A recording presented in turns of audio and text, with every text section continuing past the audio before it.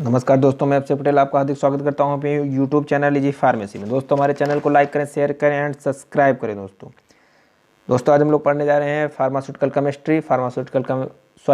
Pharmaceutics first पढ़ने जा रहे हैं, जिसमें हम लोग पढ़ेंगे साइज रिडक्शन। हम लोगों ने पढ़ लिया था, इंट्रोडक्शन जान लिया था, advantage disadvantage of size reduction के बारे में हम लोगों ने जान लिया था। अब हम लोग जानेंगे साइज रिडक्शन के क्या ऑब्जेक्टिव्स होते हैं, यानी कि क्या उद्देश्य होते हैं कि हम साइज रिडक्शन क्यों करते हैं। तो आइए दोस्तों जानते हैं उद्देश्य। कणों के आकार को घटाना निम्नलिखित उद्देश्यों को पूर्ण करने के लिए किया जाता है। ठीक है, क्या है? पहला क्या है? कणों का आकार घटने से इनका सतही क्षेत्रफल बढ़ जाता है। अतः कुछ रासायनिक पदार्थों का आकार बढ़ा हुआ सतही क्षेत्र पर सरलता से घोल बनाने में सहायता करता है। यानी कि सतही क्षेत्र पर बढ़ जाता है, यानी कि कोई एक बड़ा एक सारे मिट्टी के बड़े बड़े ढेले हों, ठीक है, उन्हीं को हम फोड़ दें, उन्हीं को पीस दें, चूरन बना दें, चूर्ण कर दें, बिल्कुल चूरन कर दें, चूरा कर दें, फिर वो हमको रखने में उसका क्षेत्रफल कम हो जाएगा, सतही क्षेत्रफल बढ़ जाएगा, और जो हम लोग बड़े बड़े ढेले रख रहे थे उसका सतही क्षेत्रफल कम था। ठीक है, अब आगे क्या है?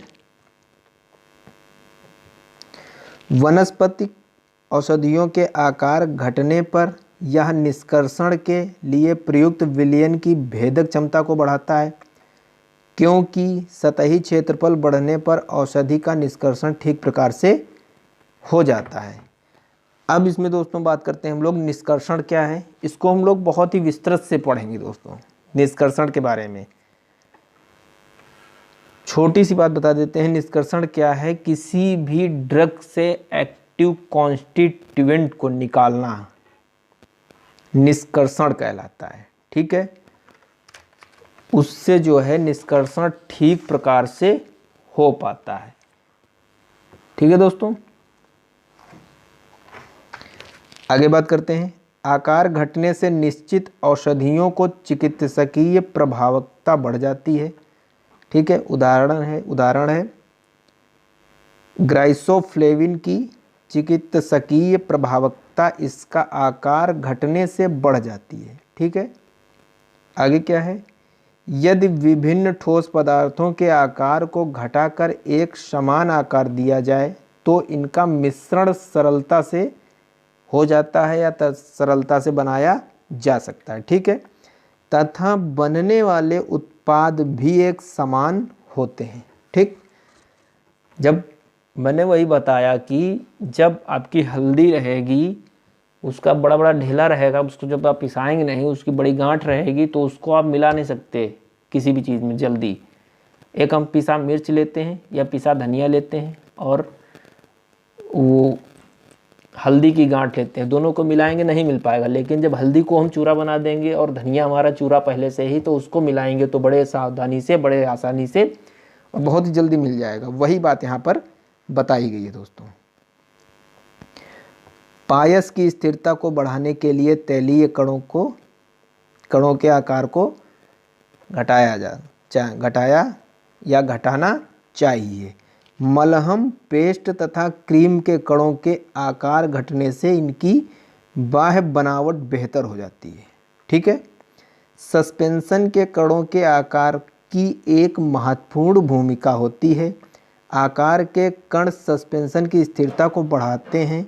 यद्यपि कण का आकार बड़ा है तो वे तेजी से नीचे तरल में बैठ जाते हैं और फ्लोकुलस का एक केक बनाते हैं जो हिलाने पर आसानी से फिर से फैल जाता है।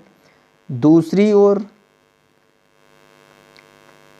फ्लोकुलस का केक जो बताया गया है दोस्तों यहाँ पर, जो हिलाने पर आसानी से बैठ जाता है, जैसे कि आप लोगों ने देखा होगा, आपने सरसों का तेल पिराया होगा। जो लोग जानते होंगे तेल कोल्हू से कैसे निकाला जाता है, तो उसमें जब तेल कोल्हू से निकाला जाता है तो उसमें जो है नीचे काट बैठ जाती है, उसको हम लोग काट कहते हैं।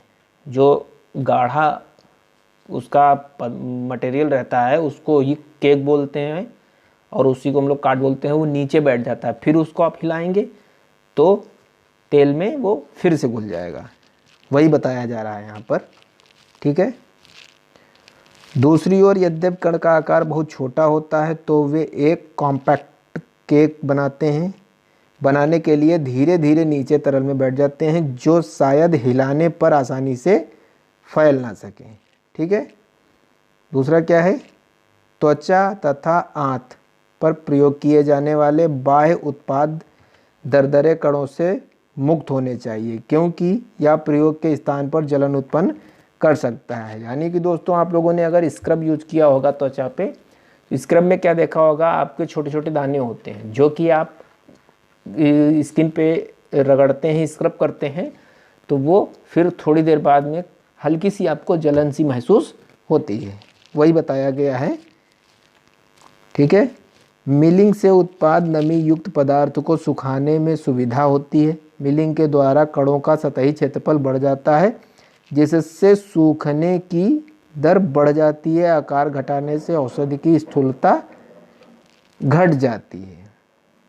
तो ये था दोस्तों उद्देश्य। अब हम लोग आगे पढ़ेंगे आकार घटाने को प्रभावित करने वाले कारक, ठीक है। फैक्टर अफेक्टिंग साइज रिडक्शन के बारे में पढ़ेंगे।